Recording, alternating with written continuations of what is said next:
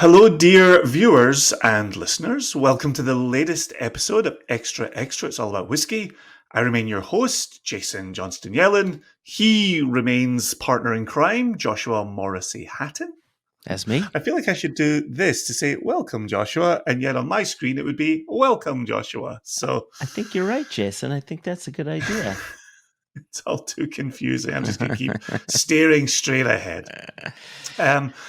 Regular listeners know the drill, but if you're happening upon us for the first time, if you're wandering around YouTube and this has been presented to you in Extra Extra, Joshua and I discuss a whiskey-related news article. We riff on it. We kind of turn it by the harsh light of day. We don't reach conclusions, and we get out of here in a tight 35. Checks out. Does that about sum up the enterprise? Yeah, I don't think you could ever come up with a conclusion or a solution within 35 minutes. All we could do is discuss it, pontificate, and throw in the occasional dick joke. Give people something to ponder. Today is definitely a ponderable, and it's something we've discussed on One Nation Under Whiskey. We've dabbled in Extra Extra. It comes on the heels of our last episode where we talked about the modern whiskey industry. And we've been talking to retailers. We've spoken with Anthony and Holly and Bikram. We have another retailer coming up shortly for an upcoming episode of One Nation Under Whiskey. And today's episode is somewhat, maybe not shockingly, but it's an aggressive title. The title is The Whiskey Industry's Looming Crisis. And this comes from an industry insider, industry expert. This is David Driscoll. I know the name from K&L, a very, very popular California store, stores around LA. David Driscoll knows of what he speaks, and he knows about it from multiple angles. We are pulling an article from his blog called 219. Oh yeah, that's the 219 is the blog name. Yeah. Right. And I'm just double checking the URL. It is the words 219.com. Hyphen, just like Johnston Yellen, there's a hyphen between the 2 and the 19. That's adorable. That's going to create a whole load of trouble for that blog when it purchases airline tickets. It is going to have so much problem flying. It's going to need two forms of identification. Its social security number is going to be deeply problematic for it. So good luck, 219. Godspeed in this world. So in David's article, I'll give you a brief outline, and then we'll kind of go through a few points that are being made in here. But David essentially breaks down the American whiskey industry, and what's happening at the level of American retail. I think it makes plenty of points that are applicable to our world of Scotch, and then somewhat to our world of world single malts, but I think those could be treated a little differently. So I would say, for the purposes of today's episode, I want to use David talking about American whiskey industry, but you and I also rolling in Scotch. Okay. Yeah. And where we see points of similarity and points of difference. But he opens with a great quote, and I do, as Joshua and I always say here, go over to the original source, read the full article. Please consider this an advertisement for David Driscoll's blog post, and not just take it as us giving you all the news that's fit to print. There is more to read in his post, so please do go check it out. 2-19.com and David Driscoll. The whiskey industry's impending. What's the final word, Joshua? Not impending, Looming crisis. So Looming. it's looming. Looming. Haida's gotten into looming recently, which has been quite It's nice very for her. popular. Yeah, it's very Yeah, nice. very Yeah. popular. It's very relaxing, actually. If the whiskey industry does have a looming crisis, it will be a relaxed crisis. So that one goes out to our friend Toon in the Netherlands. So David says no one really seems to have a grip on what exactly is causing the lag in sales. So the problem gets treated with conjecture and generalization. And Mm-hmm. and I do feel like we're very much in that place. You and I, in personal conversations, in industry conversations, in episodes of Extra Extra, Yeah. there is conjecture and generalization. When we talk to Anthony and Holly and Bikram, there is this sense of people are seeing a changing landscape, but it's not clear that everybody's landscape is changing for the same reasons. Yeah, and you talk to enough people and this is where the conjecture comes into play. And I think well, I think it's more than that. I think everybody has a valid reason. I think every component that people bring up is likely correct. Is it that we've come off of COVID and people aren't locked in their house anymore and aren't buying more bottles than they should? Yes. Now that we're out of COVID, are people spending money on vacations rather than bottles? Probably. Now that we're out of COVID and inflation is up, are people choosing to feed Mm. their family and fill their cars more than they are to buy bottles? Perhaps. Uh, you know, now we just heard a report that American credit card debt is over $1 trillion. Are people paying off their credit cards rather than buying that next bottle? Yeah. Perhaps, right? Yeah. All of these things point to yes, and maybe it's like a cocktail here of of reasons. So here's what's so telling in listening to everything you just said there. At no point was there a suggestion that passion is down or that Mm, the craze is dying. yeah. Instead, it's these realities of existence, right? Hmm. When we weren't putting gasoline in our cars, we were online buying bottles of booze that we could ship to our front doors. Yep. In a moment ago, when you said there, people expanded their collections over the course of COVID and the pandemic and the lockdown. And so we might not be buying as much, but not because we have less interest in it, but because we're sitting on so much of it. So my question to you is, Mm. do you think the passion is still there at the same heights that it has been previously? So I think that it definitely is. The concern that I have, however, is that that passion needs fuel. And if you don't Mm, feed it, mm, then that passion can wane, can be mm, diverted into something else. And so this is mm. something that I've been vacillating on. How do we prevent that? Because you are correct. People are still right. You go to Facebook, go to Instagram, you see all the crotch shots that people are posting. You see of Oh, bottles within their crotches, uh, Jason. right. This is a Yeah. Oh, thing. I did not make it sound any better. No, yeah, it's a Why thing. are people putting bottles on their crotches? Oh, they put their watches on the bottles, then stick the bottles in their crotches. Then there may be a knife next to it, perhaps a gun. Like, this is America, baby. I'm I'm apparently missing nothing on social media. Yeah, you don't need to come back. Wow. Okay.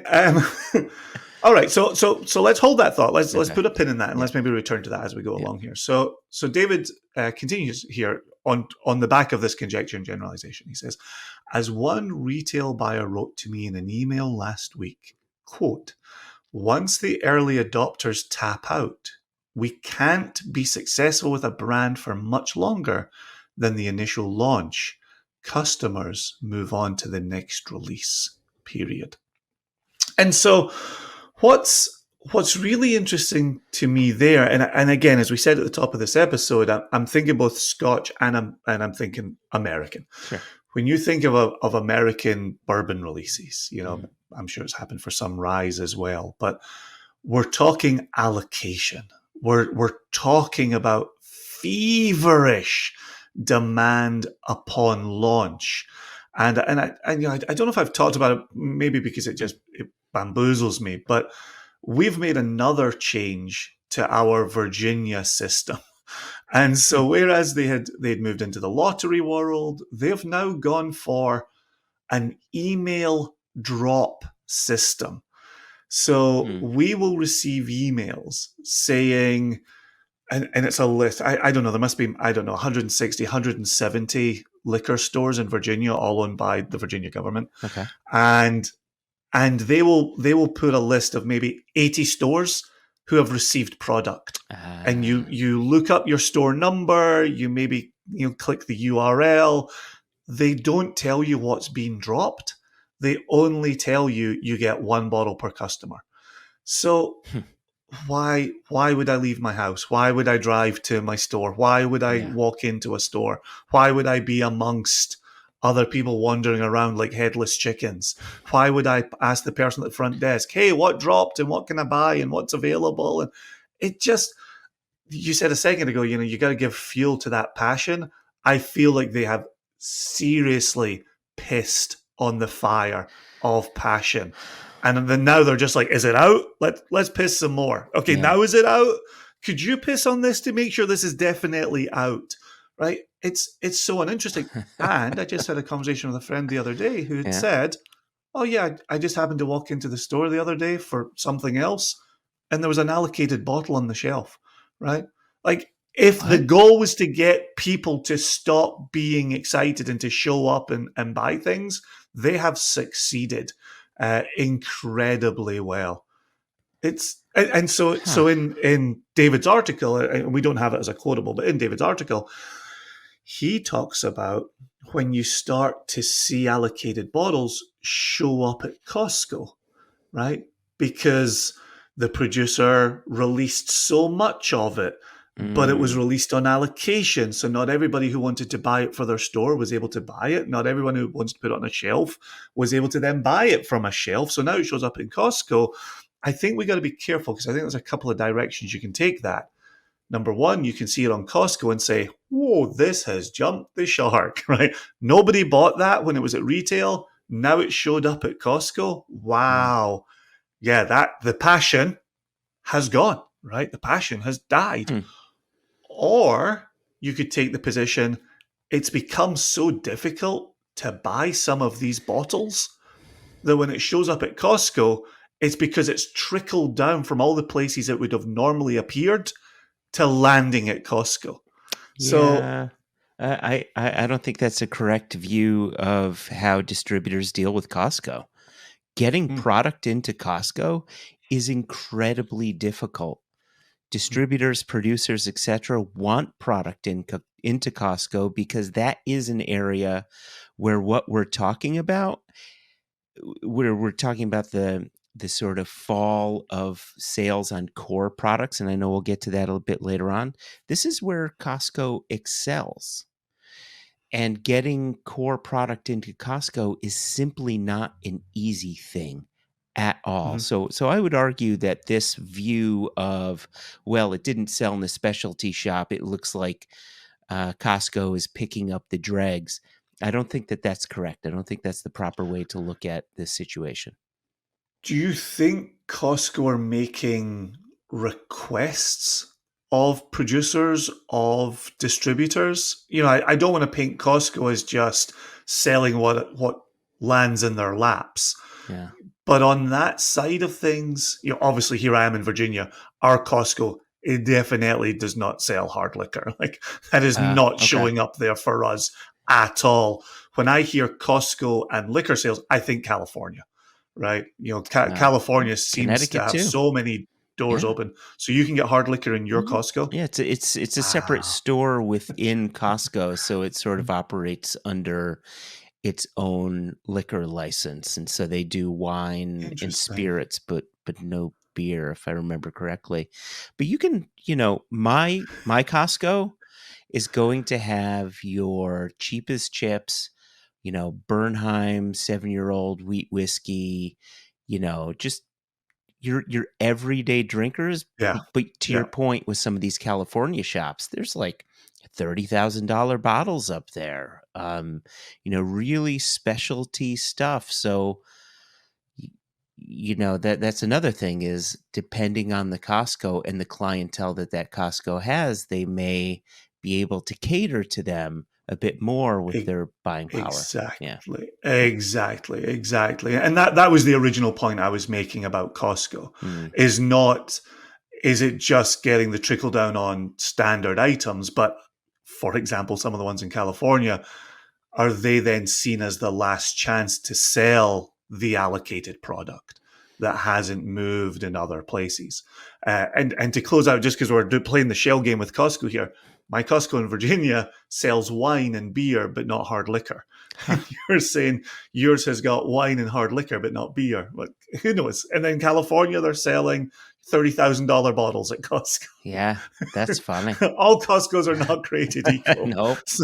So let's move away from Costco here. Okay. And so David has a key quote in his article here where he says, and this is back hot on the heels of the retail buyer saying, early adopters tap out. He says, in many cases, a new whiskey is better than a good whiskey. And I think that is a $1 million quote from within the article. Right.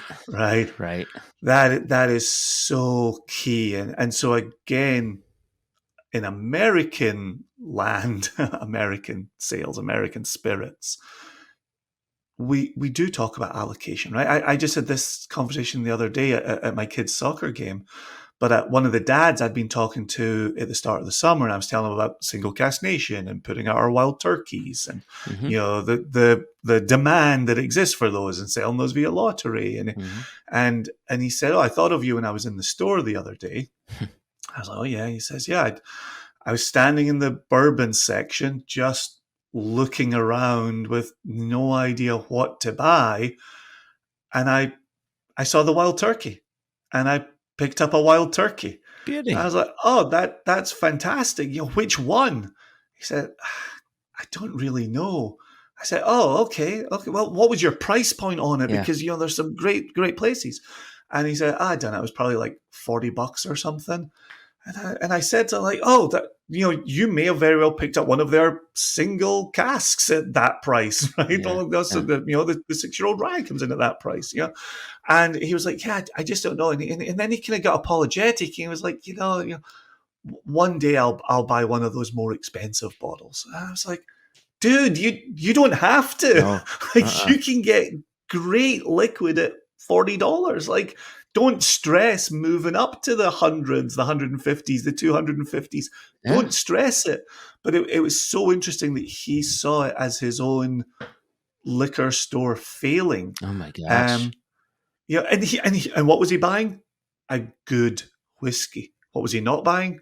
A new whiskey. If we're apologizing for buying good whiskey, we've got a problem. Yeah. Oh yeah. And I mean, if he had seen Wild Turkey 101 up there, it may have been $25, $28. And that's what I told him. Around there. That's exactly what I told him. And that is a day in, day out, every day, great drinker. Like that is the stuff that if you want to help the whiskey industry out, if you want to not be apologizing, that's what you buy, because that's what pays the bills. That's what keeps people employed. Right. But isn't it so interesting that as we have built the passion, as we've built the demand for these brown spirits, people who are standing in front of the shelves saying, "What should I buy? What did I last hear about?" Right? It's so tricky that unless you're attached to social media and you're seeing the latest and greatest posted, you're not necessarily thinking, what's the everyday? I was thinking about this morning when you and I were preparing to to put this episode together. You and I recorded an episode where we talked about 5 bottles that should be on everybody's shelf, Yeah. right? And I want to say my 5 were Scotch, and I want to say your 5 were Scotch. And so maybe we did 5 Scotchies that everyone should have on their shelf. Uh-huh. I think there's room for us to circle back to 5 bourbons that people should have on their shelves. Agreed. Right? Yeah. I'm really taking David's post, his blog post, to heart here, and thinking it is too easy for us to fall in love with the one-off, with the sexy. And I'm going to circle back to this in 1 second. Let's get David's voice back in here again. David says the most effective call to action for consumers at the moment is the opportunity to try something new and post about it on social media. Once it's checked off the list, a whiskey's modern utility has been used up. Like, this is what I was saying about the crotch shots. It's become this for modern whiskey drinkers. There's this aspect, this like Captain Ahab aspect of you've gone out and you found something in the wild, and you need to let people know you've done that. You got the bottle, you're in the car, you take the crotch shot and you post it and you say, look what I found in the wild. And then you wait for all of the internet trolls to say, yeah, but for what price? Ooh, in the wild, and it becomes this like annoying conversation for like regular whiskey folk to read. But it really is that thing. It's like, okay, I've captured that, done, dusted, on to the next thing. Now it's the next conquest, and then the next conquest after that. And that wasn't the case, again, really quickly, pre 2013, before Pappy became what Pappy is. Every year around the fall time, I would go to the liquor store and I'd say, oh, is the Pappy out? Great. Oh, you got the bottle? I'd grab my bottle of 15. I'd leave all the other bottles there because I only need my bottle. I drank that bottle over the course of a few months, 6 months, a year, whatever it is, sharing it with friends. And then next year, I would do the same thing. And that's what people did. You'd get the annual special release and you go back to it, and then you would have your everyday drinkers, whether it was a Wild Turkey 101 or Balvenie 12-year-old or what have you, just these things that we're having friends over. Yeah. I'm pouring some of this, and now it's a different game. It's a different game. Yeah, to circle back to the example I was going to give a second ago, our friends at Ardbeg, who we love dearly and have had a long-standing relationship with, right? Ardbeg has key releases that live on shelves that I buy, that I drink, that I share, that I turn people onto. We Beastie talk about all the time. That may very well have been one of my 5, depending on when we recorded that list. I still have not purchased Heavy Vapors, and the most recent special release. Although an email came out last week about the next special release, so everything is time sensitive. And then I was with Scott Harris and Becky Harris at Catoctin Creek last week, and Scott said, "Oh, I picked up that Heavy Vapors," and I said, "Oh, I haven't tried it. I didn't purchase it. I have kind of moved away from the special releases in looking to support the standard releases. Yeah. The things you can hang your hat on, and that still come in at a cracking little price. Wee Beastie, last time I bought it, was $45 for the bottle. 5-year-old Ardbeg. Yep, I bought 6. I will please tell no lies to our viewers or our listeners. I bought a 6-pack. I've since sold some to my friends for $45 a bottle. So there's potential passion there for standard line if you create it, if you focus on it, if you share it. But if it does just come down to the latest scorch or the latest heavy vapors or fair mutation or what the latest story, Mm. bizarrebecue, right? Like if it just comes down to the latest story, it clearly fosters the I got my bottle. Where's your bottle? Right? Yeah, it's this unusual.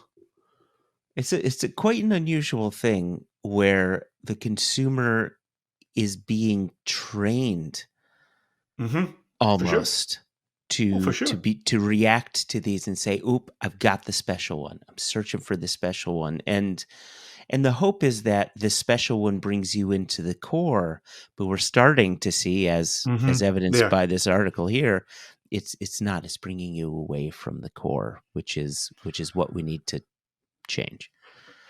Which makes me think of a comment you made when we were discussing blends. Mm, And I was asking the question about, are blends considered aspirational, that from the blend you would then move into the core? mm. And your comment was, no, blends seem to be for people who look to enjoy blends.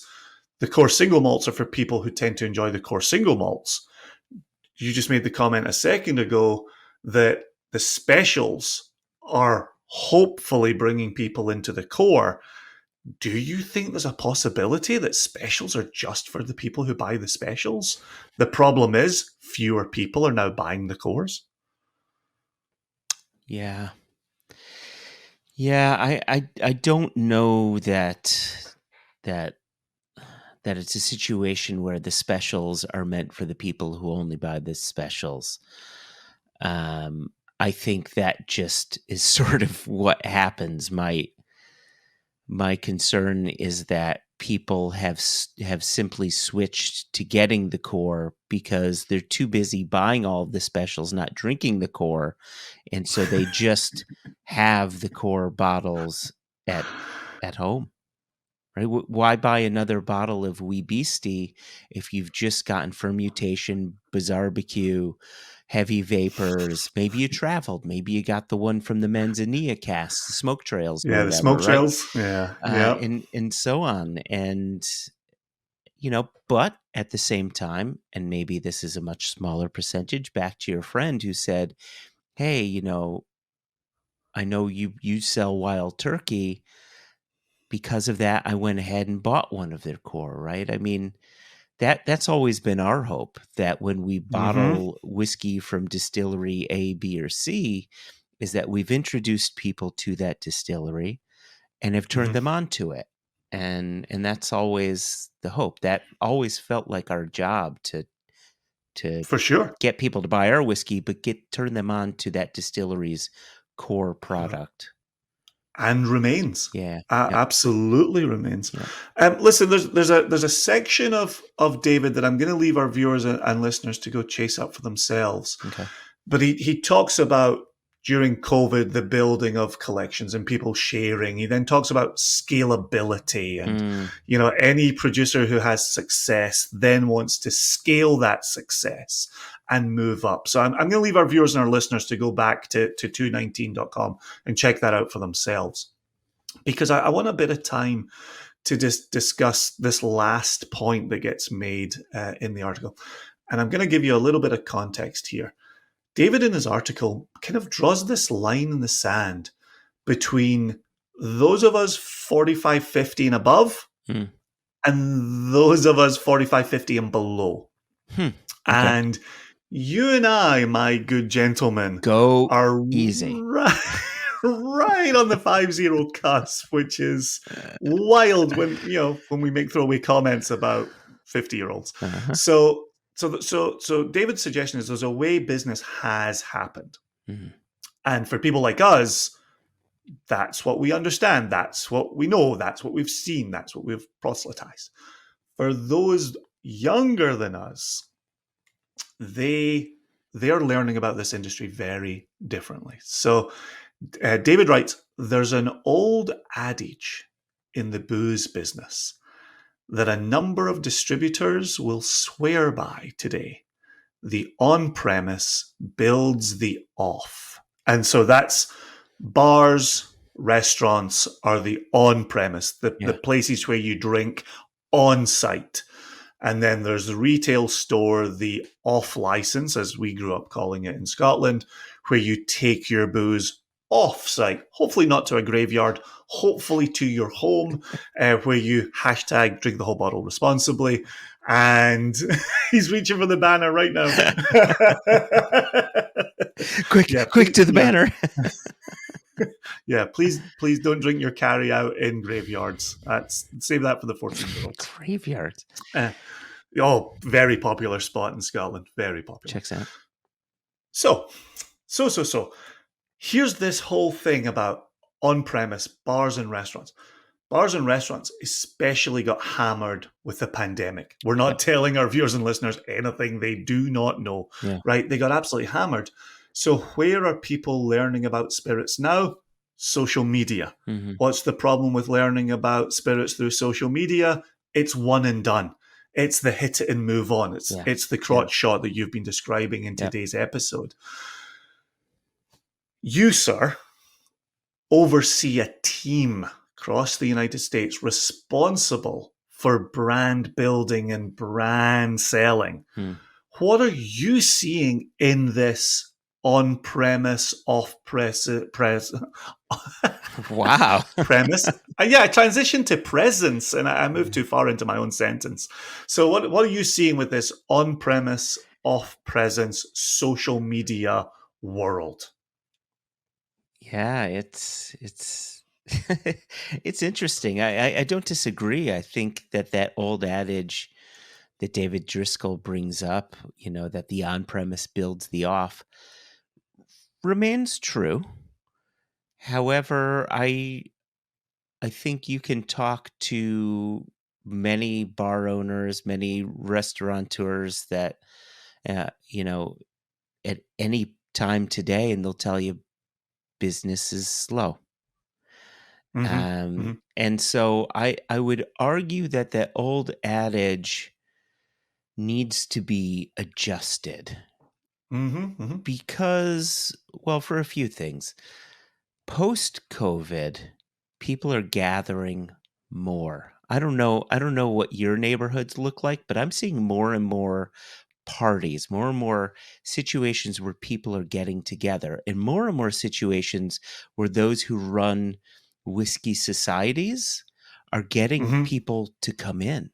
So I would argue that the off-premise builds the off as well. Where and this is this really, in my opinion, is sales 101, where yes, you always want to sell to on-premise, to bars, to restaurants, because people can buy a shot, give it a go, and then go home and buy a bottle. Or, and then this is the other side, this is where off feeds the off. On Friday or Saturday, be that person that's in a store that says, do you want to taste X? And if you sell that bottle of X to someone, that someone's going to go home, they're going to have a party, they're going to invite friends, and they're going to say, I just bought this bottle of Larceny, or I just bought this bottle of, insert whiskey here, insert rum here. And now they're pouring it for free to all of their friends. Free is so much nicer than having to pay for a shot, right? Which I think is part of why you're hearing bars and restaurants saying, business has slowed a little bit. So I think that old adage should be changed to sharing is caring, right? It's getting that one bottle into a person that turns who's become a mini brand ambassador for you. This is why so many distilleries want visitors, so they can go home with the bottle, share it with friends, share it with loved ones, and so on. And to me, that's the exact point David's making in his piece, which is the bartender was your in situ brand ambassador. Yeah. Right. And so now, that role still seems to exist in your scenario. It's just shifted from the person you can gain access to when you do an on-premise visit. Yeah. And you're like, hey, bring up the staff. Here's staff. Taste this, pour this, taste that, talk about this. Right? Now, unless you're in the store, unless you're pouring, unless you make contact with that purchaser, that consumer. Mm. You don't necessarily know who's taking this back to their group of friends and who isn't. Yeah. Or when that group of friends have tasted all the the standard items, and now they're all crying out for the special, and they've gone through the special items, and now they're calling out for the old and rare, right?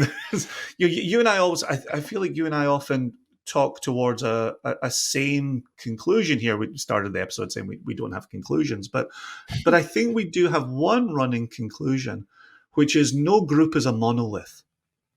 And many, Yeah. many different groups of people interact with spirits in many different ways. And if you start eyeballing one and you say, well, that one's dead or that one's jumped the shark, there is another one. There's probably multiples. And David in his article, covers Reddit groups and social media and backyard tasting societies and on-premise and off-premise, and we've talked to retailers, right? It's always hard to say, and it's so funny. I feel like I've got my upbeat hat on today, and I had my downbeat hat on in the last episode. My upbeat hat today is there are always consumers. It's finding them. It's finding them where they're at, right? It's reminding them, hey, don't forget about the Macker Bay when you're chasing the Kilchoman single casks. Yeah, exactly. Don't just fall in love with 2-year-old anticipation. Mm-hmm. Also pay attention to what it's doing in the 2020s. This is, again, still Kilchoman chat. But it's that getting out and about and saying, okay, there's a number of different ways to go about it. And final thing I'll say is, as almost 50-year-olds and now looking into the past at 45-year-olds who are looking at the 20 and 30 groups, right? We all come to this in different ways, and we all interact with this in different ways. But what's so key to me from today's episode is the question that I asked you way back in the beginning, which is, the passion still seems to be there. Let's find ways to sell to passionate people. Yeah, I love it. And, on a personal level, there's that hope for us. And by us, I mean independent bottlers, where we are always focusing on the new. Even at times when core was king, there was the place for the independent bottler and for the growth of the independent bottler, because there was always that segment of people who wanted to discover that new, that different, what's the next flavor. And for sure. And so I feel, well, there's a bit of excitement that, there's that shift of people. What's the new? What's the latest, greatest thing? There's also a bit of comfort to me, back to your comment before about David Driscoll focusing primarily on American whiskey.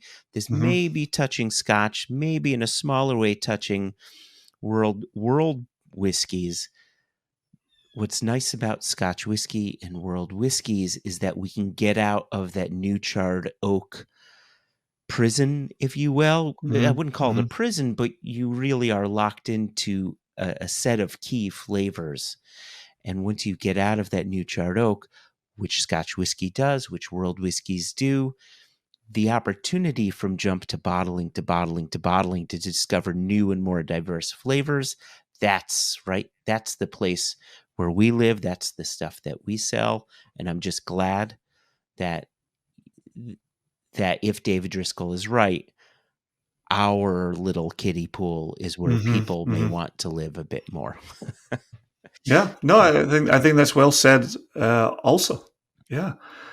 Sorry, I'm thinking about what you said. Brain, two things. Once, I am nearly 50. I don't know what you're talking about. I'm not inside the final 6-month countdown, but I am inside the final 12-month countdown.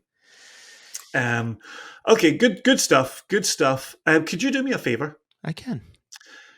Because I can't think of it off the top of my head, but could you put our 5 bottles list that we each came up with. Could you put that episode link into the show notes for people so that they can click through and have a look at that? And I think we definitely want to do something for bourbons and ryes as well.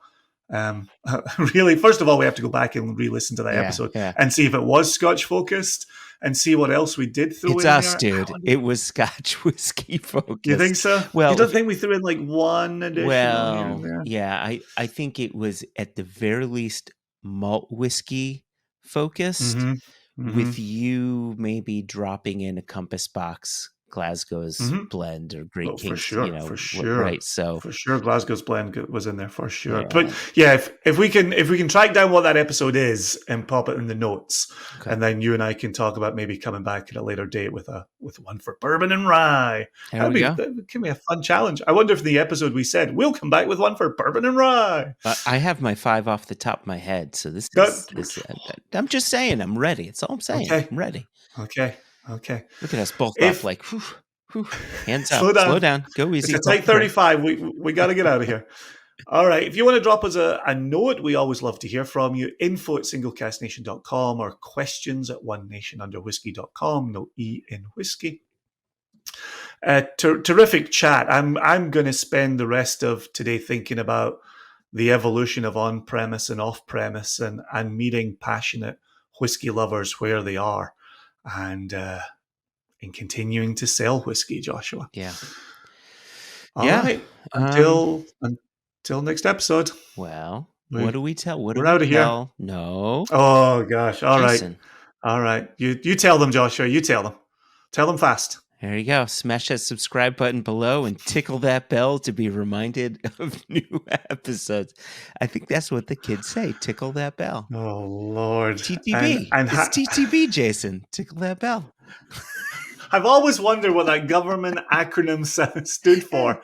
To now know that it's Tickle That Bell really helps me out. That makes me feel a lot better about sending them our labels. All right. Until next time, hashtag please drink that entire bottle responsibly. Please drink the whole bottle responsibly. Without cars, without car keys. Like, seriously, be responsible human beings. Yes, not in graveyards. All right. And the message remains, Joshua. Peace. Peace.